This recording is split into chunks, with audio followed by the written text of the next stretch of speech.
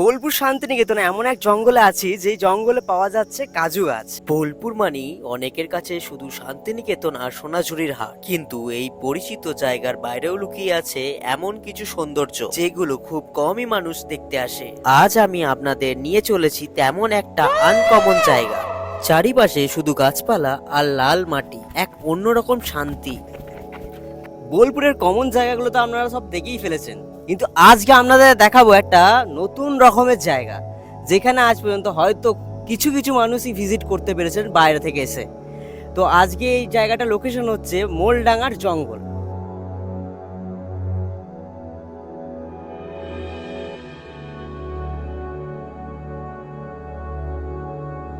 এই জায়গাটার বিশেষত্ব হচ্ছে এখানকার ইউনিক শেপের গাছ। যারা বাইরে থেকে আসছেন ভিডিও করব বলে বা কোনো ডান্স ভিডিও করার জন্যে বা প্রি ওয়েডিং, তাদের জন্য এই জায়গাটা একদম গোল্ডেন লোকেশন। যেমন আমি যেই গাছের তলায় দাঁড়িয়ে আছি সেই গাছটার শেপটা অনেকটা ছাতার মতো।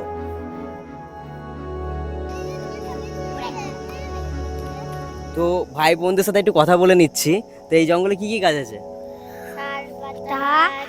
জোরে বলো একটু।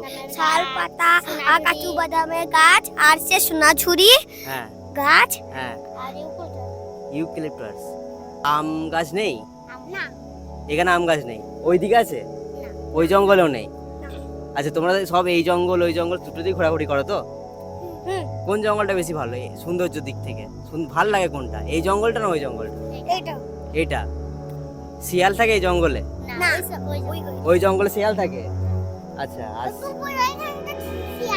শিয়াল থাকে তো আর কি কি থাকে? শুধু শিয়াল থাকে, আর কিছু থাকে না? তোমার নাম কি? মীরা। তোমার নাম কি? তোমার নাম কি? আরিয়ান মিয়া। তোমার নাম কি? শানা। বাহ, ভালো লাগলো দেখা করে, কথা বলে ভালো লাগলো। আপনারাও ওখানে ভিজিট করুন, ভালো লাগবে আপনাদের। যেখানে ভিড় নেই, আছে শুধু শান্তি আর প্রকৃতির ছোঁয়া।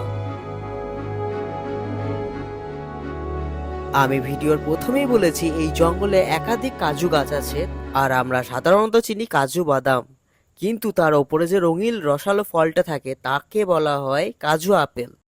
এখানে আমরা দেখতে পাচ্ছি কাজু ফল এখানে পড়ে রয়েছে, মানে কাজুর এটা ফল, তার নিচে হয় কাজু। আমরা শুধু বাজারে কাজু বাদাম দেখি, কিন্তু খুব কম মানুষই জানে যে কাজু বাদামের ওপরে এমন সুন্দর একটা ফল হয়। এখানে সব মানুষ প্রায় কাজু পেরেই থাকেন, কিন্তু কাজু ফলটাকে ফেলে দেয়। কাজু ফল কাঁচাও খাওয়া যায়। আমিও ভাঙা ডালে দেখতে পেলাম একটা কাজু। আরে বাপরে, এত শক্ত!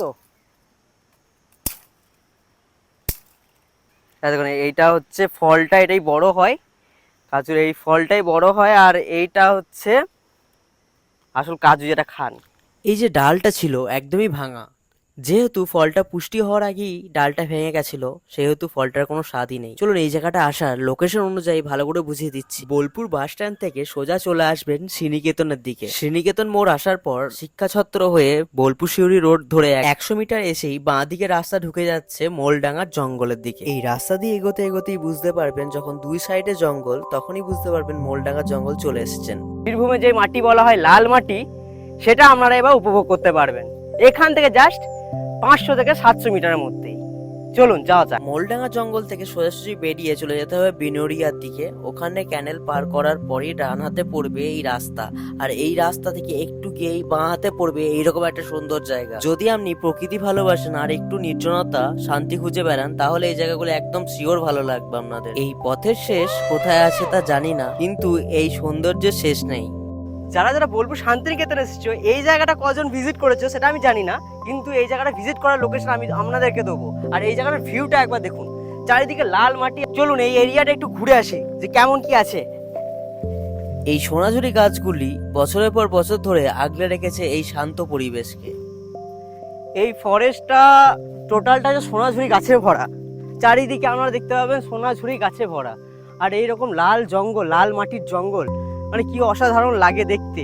আমার কাছে জাস্ট ড্রোন নেই, তাই জন্য আপনাকে ভিডিওটা দেখাতে পারছি না, নইলে এখানে থাকলে আপনারা বুঝতে পারতেন যে কতটা সুন্দর লাগে ভিউটা। আমি জাস্ট বলে বোঝাতে পারছি না, আর আপনাদেরকে দেখাতেও পারছি না ঠিকঠাক এক্সপ্লেন করে, তবু আমি চেষ্টা করছি আপনাদেরকে দেখানো। এই ছোট ছোট সোনাঝুরি গাছগুলি আর নিচে লাল মাটির পথ, সবকিছু মিলিয়ে জায়গাটা একদম অন্যরকম। এখানে কোনো তারা নেই, নেই কোনো কোলাহল, শুধু বাতাসের শব্দ আর প্রকৃতির শান্তি। যদি আপনারা বর্ষাকালে বোলপুর শান্তিনিকেতন ভিজিট করেন তাহলে অবশ্যই এই জায়গাগুলো একদম ঘুরে যাবেন আর গাছের কোনো ক্ষতি করবেন না। একটা গাছ একটা প্রাণ। লালমাটির জঙ্গল যাওয়ার রাস্তা হচ্ছে, এটা হচ্ছে সিউড়ি বোলপুর রোড, আর ওটা সোনাঝুরি থেকে আসছে এই রোডটা। আর এটা হচ্ছে সেই বল্লভপুরের রাস্তা ধার দিয়ে যেটা বিনুরিয়া যাওয়া যায়, এই বিনুরিয়া রাস্তা দিয়ে সোজা চলে যেতে হবে। এখান থেকে জাস্ট 200 থেকে 300 মিটার গেলেই আপনারা পেয়ে যাবেন ওই জঙ্গলটা, ডান হাতে পড়বে।